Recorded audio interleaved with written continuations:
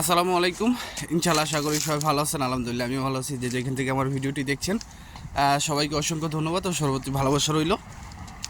তো আজকে কথা বলবো হলো, গতকালকে আমি একটা একটা পোস্ট করছিলাম যে এক ভাই আপনার এপ্রিল মাসের 8 তারিখে আপনার চিটাগাঙে জমা দিয়ে আপনার এগ্রিকালচার ভিসায় পাইছে। তো এটা কোন শহর?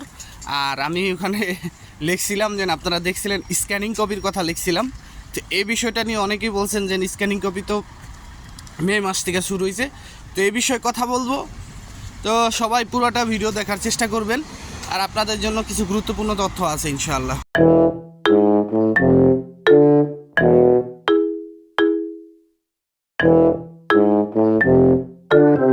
তো সব কিছুর জন্য আলহামদুলিল্লাহ।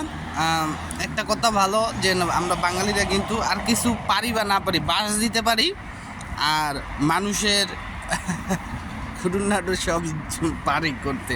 তো যাই হোক, প্রথমে আমি যে বিষয়টা আপনার কথা বলতে চাই সেটা হচ্ছে আপনি মানে গতকালকের, যদি আমি গত বৃহস্পতিবার মানে 16 তারিখের ভিএফএস গ্লোবালের আপডেট দিই ঢাকারটা, সেখানে আমি যতটুকু দেখলাম ব্যাক পাসপোর্টের রিটার্ন পাসপোর্ট ফেরত দেওয়া হয়েছে অল্প কিছু সংখ্যক।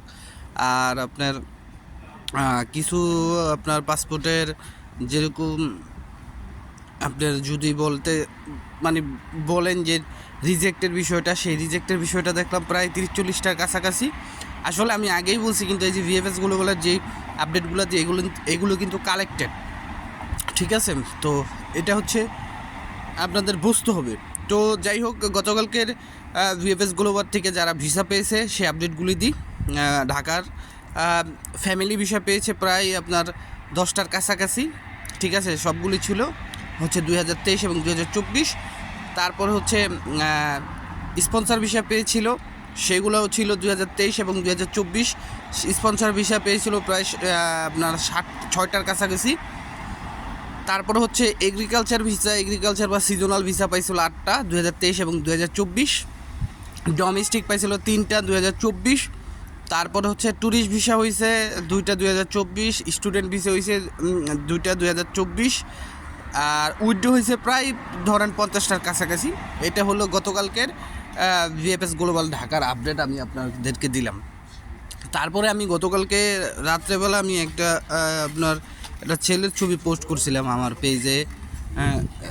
পেজেও করছিলাম, ইউটিউবেও করছিলাম, যেখানে আমি আপনাদেরকে বলছিলাম যে আপনার এই ছেলেটা জমা দিয়েছিল হচ্ছিল চিটাগাঙে এপ্রিলের 8 তারিখে। সেখানে লেখাই আছে তিনি ভিসা পাইছিল এগ্রিকালচার সালেন্না শহর থেকে। আপনারা স্ক্রিনে দেখতে পারতেছেন।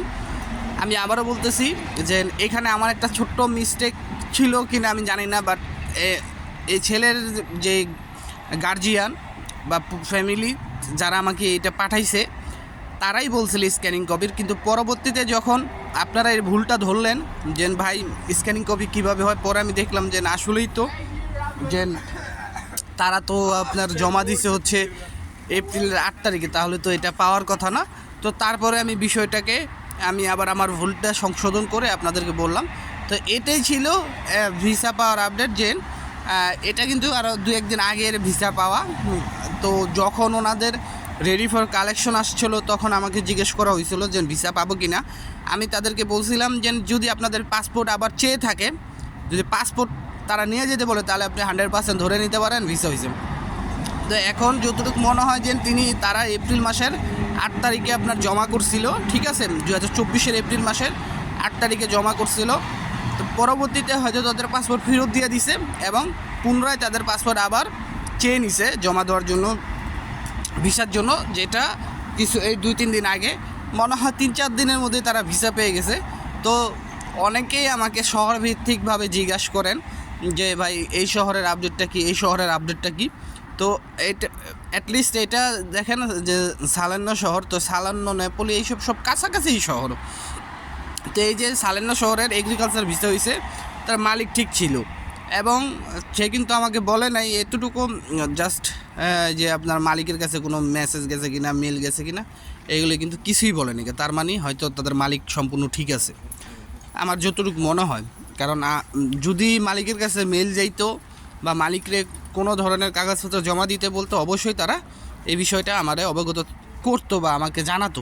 তো সেই ক্ষেত্রে এটা আপনি ধরে নিতে পারেন আর আরেকটা বিষয় হলো, দেখেন আজকে হচ্ছে শুক্রবার, আমার বাসার কাছেই মসজিদ, তো আজকে আমার বন্ধও ছিল, ঠিক আছে। ঘড়িতে অ্যালার্মও দিছি 12টা বাজে। কথা আছে না, মক্কার মানুষ হজ পায় না, তো এরকম। তো মনে করেন যে শেষমেশ জুম্মা নামাজটা পাইলাম না। দুই টান জুম্মা হয়, একটা হয়তো বা 1:30 আর একটা হচ্ছে 2টা, একটাও পাই নাই। শেষে জোহরের নামাজটা আদায় করলাম। তো এই জিনিসটা দিয়ে আমি আপনাদের এতটুকুই বুঝাইতে চাই যে আসলে নসিব জিনিসটা, ভাগ্য জিনিসটা আসলে যতটা সহজ আমরা মনে করি ততটা সহজ না, আবার যতটা কঠিন আমরা মনে করি ততটা কঠিনও না। ওই যে আমি একটা জিনিস শুনছিলাম মানুষের কাছে, যে পৃথিবীতে তুমি গরিব হয়ে জন্ম নিছো, ঠিক আছে, কিন্তু গরিব হয়ে মরছো এটা তোমার দোষ। গরিব হয়ে জন্ম নিছো তাতে তোমার কোনো দোষ নাই, কিন্তু গরিব হয়ে মরছো তাতে তোমার দোষ। তো এই প্রেক্ষিতে আমি আপনাদেরকে একটা বোঝাতে চাই যে বিদেশের ব্যাপারে আপনারা কিন্তু একটু না একটু অনেকেই কম বেশি জানেন, তাই না? অনেক ঘাটাঘাটি করেন এই অনলাইনের যুগে।